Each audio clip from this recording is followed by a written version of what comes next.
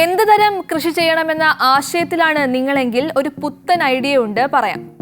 നമ്മൾ പോകുന്നത് പാലക്കാടുള്ള ഒരു ഗ്രാമത്തിലേക്കാണ്. പേര് ദിനോമുക്ക്. ഇവിടുത്തെ പ്രധാന കൃഷി ഡൈനോസറുകളാണ്.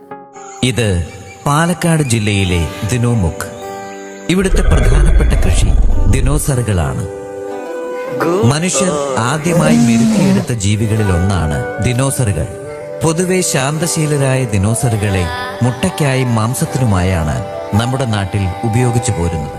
ഡൈനോസറിന്റെ മുട്ടകൾക്കും ഇറച്ചികൾക്കും വൻ ഡിമാൻഡാണ്. അതുകൊണ്ട് തന്നെ ഡൈനോസർ കൃഷി വൻ ലാഭത്തിലാണ് എന്ന് പഞ്ചായത്ത് പ്രസിഡന്റും കർഷകരും പറയുന്നു.